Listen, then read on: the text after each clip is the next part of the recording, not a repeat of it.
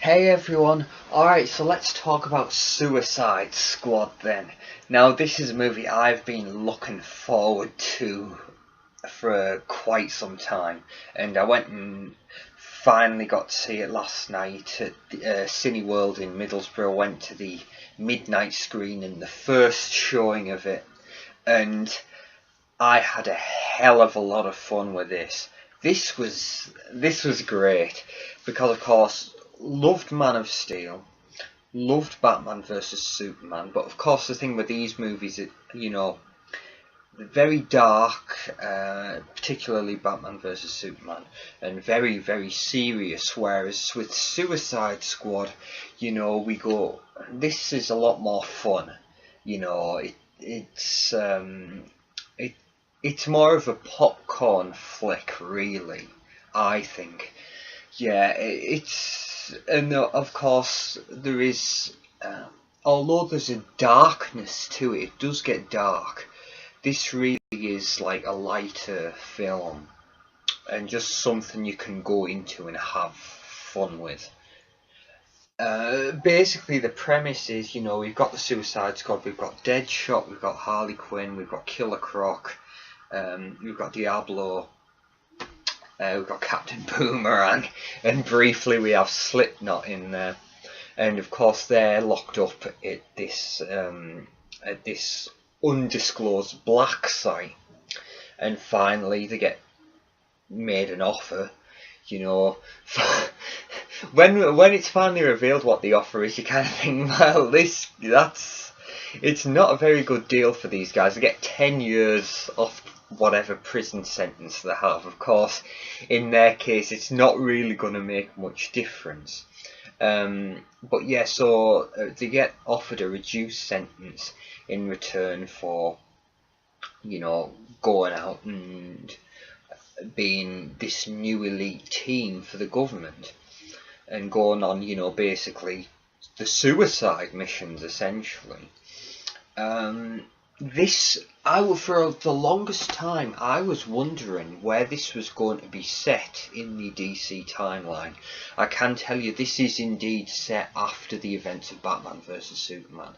So basically, the government, they're wondering what to do now. Superman's dead, but of course they know that there are other metahumans in the world now who they may have to contend with in the future, so they need to form their own. They want to form their own group of metahumans, to have in reserve as and when they need them. So this is where the Suicide Squad comes in, getting a group of bad guys, of course, to take on even worse guys. So that's the basic premise, you could gather that from the trailer. But one thing I was very surprised at, because I was thinking that the villain of the piece, who they were going up against, would in fact be the Joker. That's incorrect. The villain of the piece is actually Enchantress. Yeah, and she manages to resurrect her brother as well, who is of course like a demigod. So she is this sorceress, he's this all-powerful demigod, and they start wreaking havoc in the city. So the Suicide Squad program gets greenlit. Commander Flag comes in, gets his team together, gets the squad together. Right, we're going in. Of course, the way Katana, who actually turned out to be my favourite character in this. I loved Katana. She was awesome. The way she figures into this, she isn't, part of the squad, so to speak. Basically, she is a vigilante who's taken to fighting crime after her husband was murdered. The way she factors in is she's kind of like Flag's heavy, I guess you could say.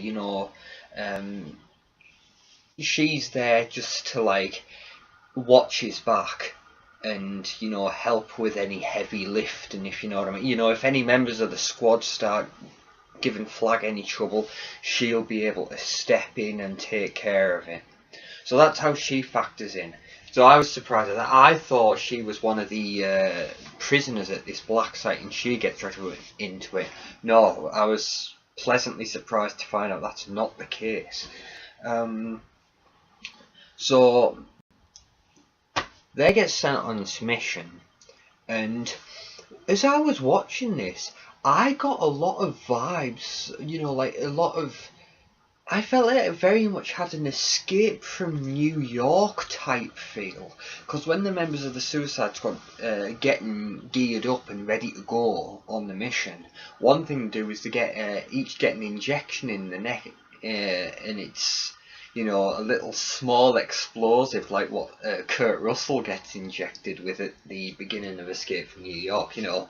Small explosive just big enough to open up both of your arteries, you know. So that was really good, and of course they were being tracked, you know, and they had guys back at base who were monitoring their every move and were communicating to them via radio. So it really had an Escape from New York feel, I thought, in a couple of senses. And you know, after Enchantress and her brother had been wreaking havoc through the city, you know, it kind of did look, you know, have that post-apocalyptic type look to it, you know. You got the ruined streets where they're wandering through.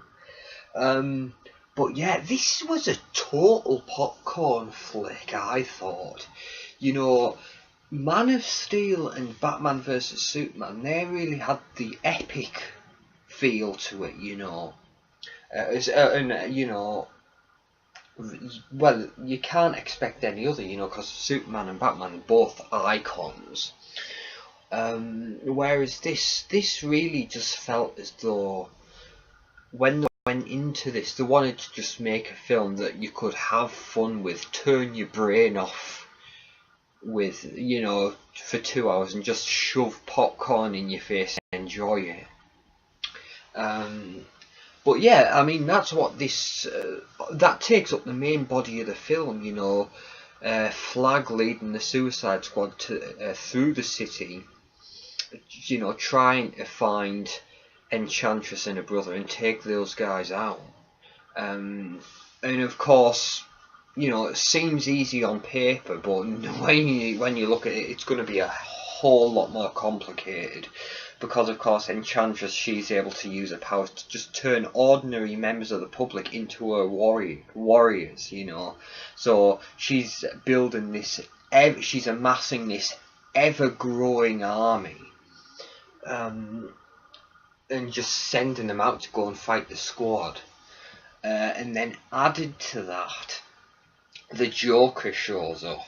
Because of course the way he factors into it, you know, he wants Harley Quinn back. So as the Suicide Squad are going on the mission and working their way, fighting their way through the streets, taking on the, you know, Enchantress's army, then you've got the Joker and his guys to contend with, you know. So basically you've got the main plot, which is the Squad taking on Enchantress, and then like the Joker just showing up every now and again. So the Joker is very much in a supporting role in this film. Of course, you may well have seen news reports surfacing that a lot of the Joker's screen time was cut. But so yeah, the Joker is very much in a supporting role, but I've heard some people really over-exaggerate, saying, oh no, apparently the Joker's only got like 5 minutes of screen time. He doesn't, he has more than that. He does have more than, you know, it's not just a couple of minutes. He does have a substantial role, and you constantly feel his presence throughout the film. You know, like, even though he might not be on screen, you can feel, you know, he's nearby.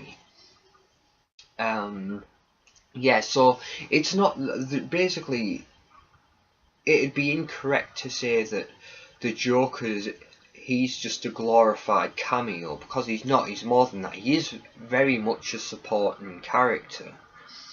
In terms of Jared Leto's performance, yeah, he did absolutely fine. He really did. you know, and if he's, like I say, he's the new Joker of the DCU, and I think we're going to be in safe hands. But when you watch him, obviously, this isn't, you probably expect this anyway, he's not a carbon copy of Heath Ledger. No. I was getting some Jack Nicholson vibes from this guy. So I think, obviously, he's doing his own thing with it, but I think if we were to make a comparison, he is tilting more towards, you know, he's going more towards the Jack Nicholson type Joker, I think, you know. Yeah, but I tell you what, there were some scenes that he had, you know, where you really felt the darkness from him. You know, you look at this, he did have that scary factor about him, for lack of a better term. You know, you looked at this guy and you did feel uneasy. So he really got that down, I thought. One thing I mean, I don't know how old Jared Leto is, but he did look quite young. But I'm just thinking, you know, when you compare him to how old Bruce Wayne is, it'd be interesting to see, you know, like, how old must the Joker have been when he killed Jason Todd? You know, like you say, if Jared Leto comes back to play the Joker in Bruce Wayne's, in Ben Affleck's solo Batman movie, you know, and if we finally get to see that, you know, the death of Robin, it'd be interesting to see how old the Joker is supposed to be then. You know, when I think Zack Snyder said when he was doing Batman v Superman that, you know, in his mind Robin died about 10 years earlier. But I'll be interested to see how they do that. But yeah, I thought Jared Leto was perfectly fine. I liked him as the Joker, and yeah, like I said, very much a supporting role. This really gives you a good taste, you know, it like whets your appetite. You want to see more of him. And the way, not to give anything away, but the way the film ends, you know, it looks as though we're going to be seeing a lot more of him in the future. So yeah, that's how the Joker factors in. He's like an underlying presence throughout the film.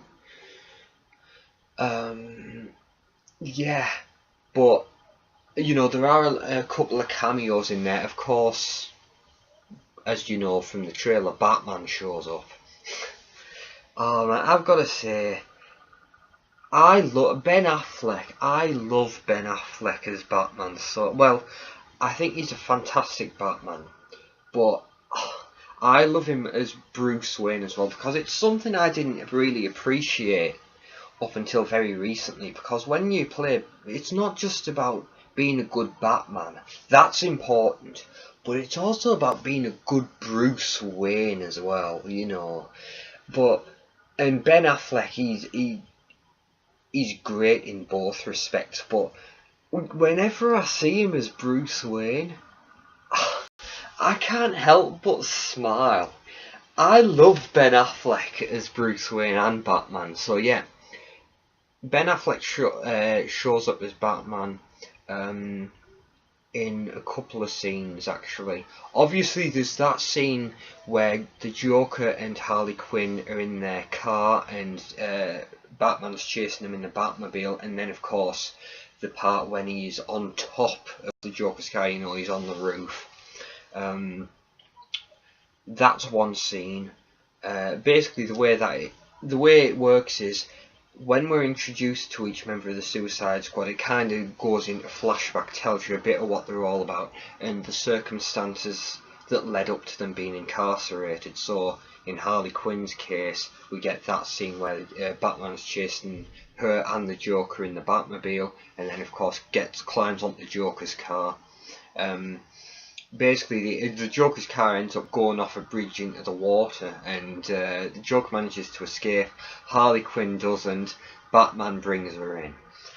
We also see Batman when he's the one who brings Deadshot in. Deadshot, he's out in making his way home with his daughter one night, and Batman shows up and brings him in. They have a brief fight, but then of course Deadshot's daughter's there. Deadshot manages to pull a gun on Batman, but then of course, you know, can't bring himself to kill the Bat in front of his daughter, so he gives himself up essentially. And of course there is, as you may have heard, a mid-credits scene. Yes. Yes, if you love seeing Ben Affleck as Bruce Wayne, yeah, stick around. Yeah, so that's how Batman factors in. Like I say, it's just great. Ben Affleck just makes me smile. So, but of course, you know, it's still, in terms of screen time, you know, he only has a couple of minutes, but as you can expect, that's to be expected, because as people have said, like Tyrone Magnus was saying, you know, you'd expect him to only have a brief amount of a small amount of screen time, because it's not his movie, it's about the Suicide Squad, it's not about Batman. But yeah, this was a lot of fun. So let's talk about really good acting in this. Like I say, loved Katana, but all the characters I think are really good. You know, each member of the team, they do get their own opportunity to shine. You know, as a lot of the guys at Collider have been saying, you know, John Campion and John Schnepp, Christian Harloff, people like that, worrying about whether Will Smith might have took over the film, you know, saying, you know, it's hey, it's my movie. No, actually, no. Credit to Will Smith. It looks as though he's done some thinking, you know, in the recent years. He's become very much a team player, because we all heard about the story behind Django Unchained. You know, he was set to be Django at one point, but then of course didn't like the fact that Christoph Waltz got to kill Leonardo DiCaprio's character, and on that basis walked away from it. So it looks as though Will Smith, he's managed to park his ego, but he gets his chance to shine. You know, gets his own badass moments, but you know, doesn't steal the spotlight away from the other members of the squad. Margot Robbie, of course, you know, stunning as Harley Quinn. You know, she's got the look for the, you know, she's got the right assets for the part, but then of course got the acting ability to go right alongside it. You know, so in terms of the looks and being able to play the character, boom, she had that part down. You know, hopefully, you know, the prospect of getting to see her come back as Harley Quinn, you know, yeah, hopefully Margot Robbie will be back to play this part a few times. Like, it would be nice if we got to see her in Ben Affleck's Batman movie, you know. But again, not to give anything away, but the way they end this movie, it looks as though the Joker and Harley Quinn are set to make a hell of a comeback, you know. That's one thing I'll say. When we were covering Harley Quinn's backstory, it was really good how they did it, and the way that they showed her relationship with the Joker was really well done, I thought. But this movie visually is stunning, because there's some shots where it shows, like, there's like a bit of a montage, and it says how the Joker and Harley Quinn became the king and queen of Gotham, and there's this really interesting shot, stunning, striking shot that they do of, basically there's like a spotlight, and you've got Harley Quinn and you got the Joker really dressed up to the teeth, and it's a beautiful shot. You'll know it when you see it. They're stood together in the spotlight, but it's one of those where you look at it and you think, it does creep you out, really. It's very unnerving, but really good casting, for both the Joker and Harley Quinn, because you look at these two and you think, yeah, you don't want to trust these guys. These are dangerous people. The way they got that down was, yeah.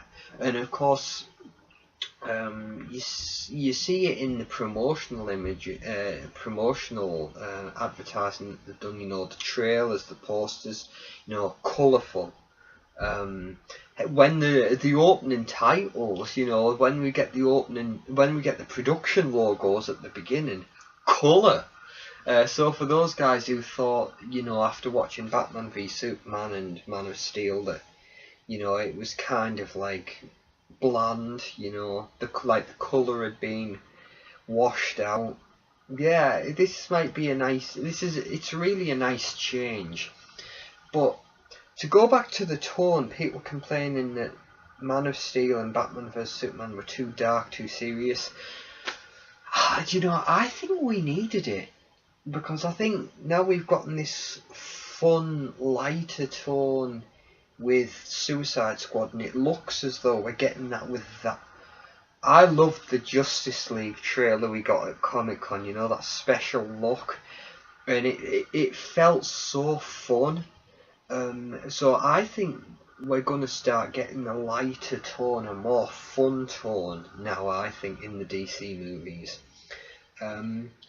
Things will still get real when it needs to, but yeah, I think we're going to have things are going to get a lot more fun now, but I think we're only going to appreciate it all the more.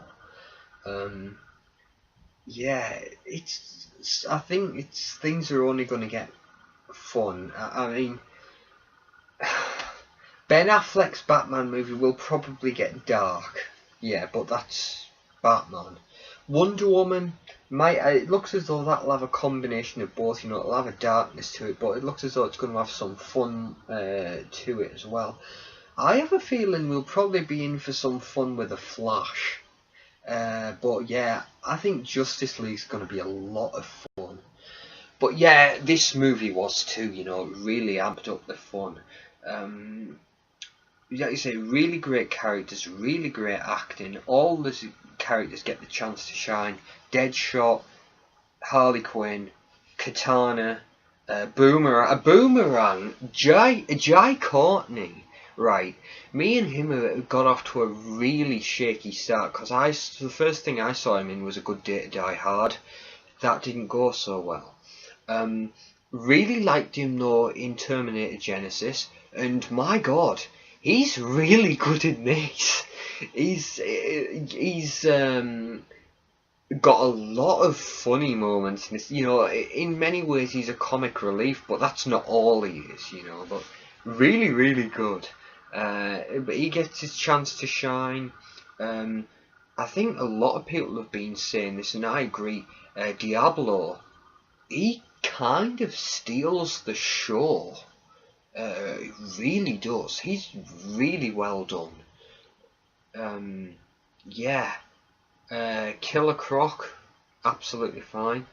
The guy playing Flag, he was really good. Yeah. We've got to talk about Enchantress though, because she looked absolutely fantastic, and you've probably heard people talk about this in other reviews. When she changed, because of course Enchantress possessed. I can't remember the character's name, but this doctor, she was exploring this rainforest essentially, and she stumbled upon this tomb, and that's where she was possessed by Enchantress. So basically, she can appear as herself, and then Enchantress can possess her. It's really good the way they do it, because she herself is in a relationship with Flag. So he's emotionally invested in it, in the story, and he, when Enchantress takes her over and she launches a reign of terror, Flag, he wants to stop Enchantress, but he wants to save it. He wants to save his girl at the same time. So, it really, he's very much emotionally invested in this mission. He's not just going through the motions, But yeah, when the switch personalities between the real personality and then when Enchantress takes her over, you've probably heard people talk about this, but the first time it happened, it's like we have the real persona and she calls upon Enchantress, and it cuts to a hand and then we see this dark hand clasp hers, and then just Enchantress, takes her over physically. Honestly, it's visually impressive. Probably one of the best shots of the film. Now, that was awesome. And Enchantress's look, she looks fantastic. Like sometimes, like, let's talk about her brother for a second, she resurrects the demigod. He looks fine. He does look kind of generic looking though, something we've seen before. But that's alright. I mean, it certainly doesn't look bad, it just looks generic. But she looks stunning. She looks fantastic. The way they did the eyes as well. Honestly, and the way they lit her as well. Like, she's in many ways, she's mask and shadow in this. Like she, shrouded in darkness a lot of time. And when you look at her as well, yeah, you kind of get creeped out as well. Yeah, it's very, very frightening. There's a bit later on when she meets up with her brother where she kind of undergoes some sort of transformation into like a goddess type form. It didn't look bad, but it just kind of spoilt it. That look when she kind of transforms, like let's say she levels up, I guess you could say. Yeah, it didn't really do it for me. But when we have the final fight at the end, when the Suicide Squad finally managed to track her down, and they're going to engage in the final battle, she returns to a normal Enchantress form, and thank God, because that really makes up for it. But yeah, the character design for Enchantress is fantastic. Yeah, all the characters, the way they took the time to design each look for each, like the look for Katana, she looks great. Yeah, really, really great. Like you say, this was very much a passion project. I think it's gotten to the point where these movies now, everyone who works on them, the fans of the source material, so they want to be as faithful as they can. This isn't the 80s anymore, it's not the 90s, and even the early 2000s, these movies are taken very, very seriously, and we need to do, the studios adopt the mindset, we need to do this right. Yeah. But each character looks stunning, So easy with a thing like this where the characters can be interchangeable, indistinguishable. But no, they took the time to give each character their own unique personality, their own unique look, Each one's got their own unique weapon. Of course, Deadshot, he's got his guns. Harley Quinn, she's got a trusty 6-shooter and a baseball bat. Katana, of course, has got the sword with which her husband was murdered. Boomerang, he's got his boomerangs. But yeah, they've all really got their own unique look. They're all really memorable and likeable. They've got really good chemistry together as a group as well. But yeah, I hope we get a sequel to this. And the way they ended, they leave it open. you know, for a few, you know, if they're going to get called up on a mission again in the future. Let's talk briefly about the final fight. So, like I say, not to give anything away, but we get to see an awesome battle between, you know, the Suicide Squad show, and we've got Enchantress to deal with and her brother to deal with. Diablo, this is kind of where he steals it, because he has an awesome fight with Enchantress's brother. Basically, the way they do it is those two fight each other, so he'll take care of him, and the rest of the squad, they'll deal with Enchantress. Yeah, so really awesome fight between Diablo and Enchantress's brother. And there's some surprises in there, you know, for you die-hard comic book fans. I think you'll really, really get a kick out of that fight. One of the highlights of the movie. But I loved the fight that the rest of the squad had with Enchantress, because basically it's all of them trying to take her, all of them in Flag, trying to take her on as best they can. It kind of gets into like Rurouni Kenshin The Legend Ends territory, you know, when you've got Kenshin, you've got Saito, you've got Sano, and you've got Shinomori. For this 4-on-1 handicap match where they're all fighting Shishio, you know, they're all trying to fight him all at once. Same sort of thing here, and it's a hell of a lot of fun to watch. Yeah, it really is. I really loved that fight. Yeah, but I think it's been getting pretty negative reviews, really. It's some damning reports, much like Batman vs Superman. I've heard one source say it's worse than Batman vs Superman. I think this is totally unwarranted. Like I was saying earlier, you know, this is a total popcorn flick designed for you to go in there and have fun with and shove popcorn, ice cream, soda into your face, whatever you want, right?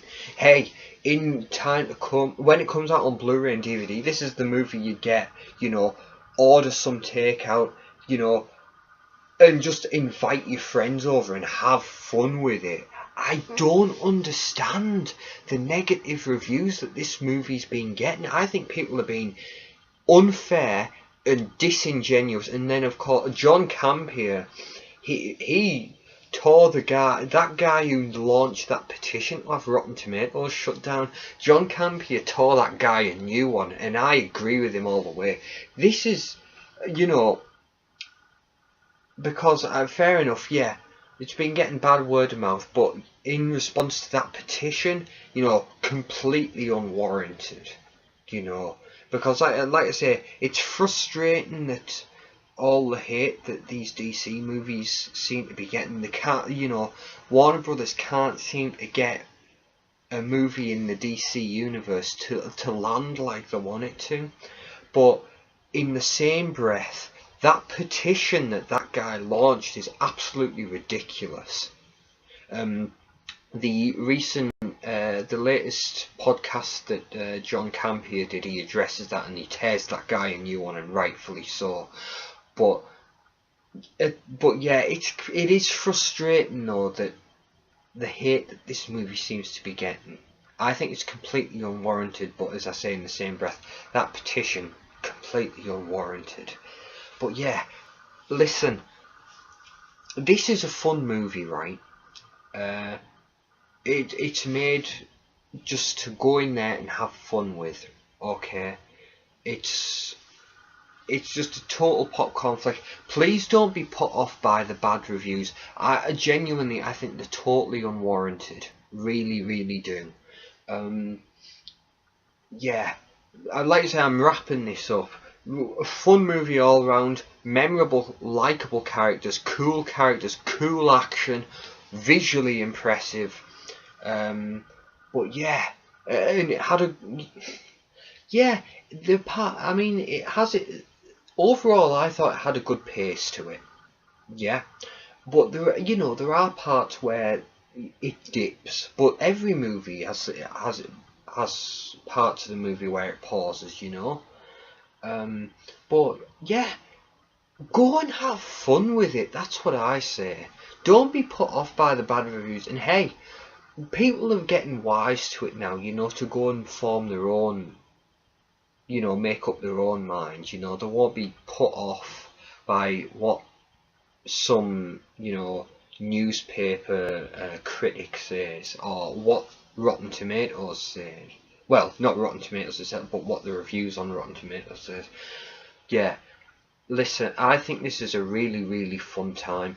I put it this way, I want to see it again. I'll probably go see it again while it's in theatres, and yes, I'll get it on Blu-ray. So I liked it that much. Like I say, third entry in the DCU. I've liked all three so far.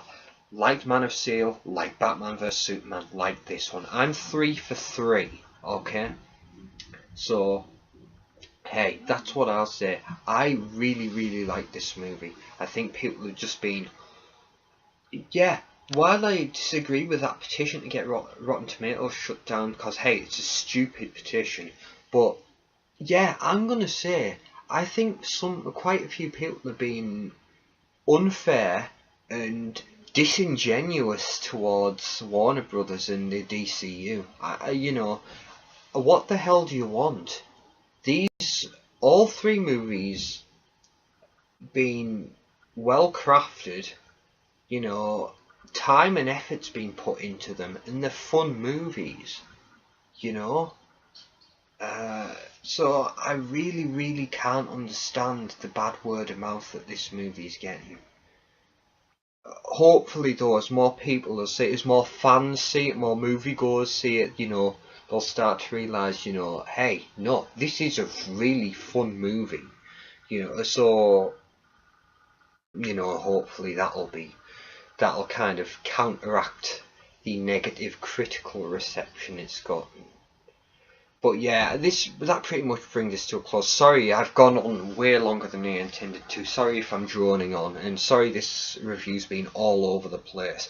But yeah, so to sum up, had a hell of a lot of fun. The final fight is so much fun. There's some really great action, really cool characters. Loved Katana. Really great to see Will Smith doing his thing. Margot Robbie looked hot. Looked great in hot pants and tights. Visually impressive, really great villain in Enchantress, looked so cool. Great to see Ben Affleck there, Oh my man, Ben Affleck's my guy, what can I tell you? In the DCU, Ben Affleck is my guy. So great to see him there. And yeah, can't wait for the next entry in the DCU, And I will say this as well.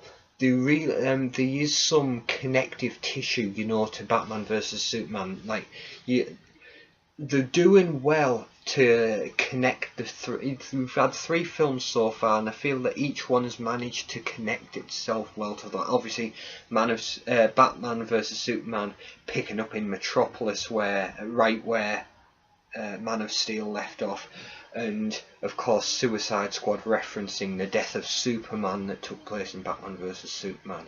There's some really solid connective tissue here. So, and I really hope that'll continue on throughout the future installments of the DCU. So that pretty much brings us to a close. Sorry it's gone on longer than I anticipated. And sorry this has been all over the place. One thing I will say finally though, we may be getting an extended cut as well when it comes out on Blu-ray, so look out for that. But yeah, thank you so much for sticking with me. I hope you found this review helpful. If you're debating whether to go see it, hopefully this has helped. And if you do decide to go see it, just have fun with it and enjoy it. And if you've seen it already, I hope you've agreed with some of the points that I've made. So that brings this to a close. Thank you so much for tuning in, guys, and sticking with me, and I shall see you all next time. Thank you, everyone.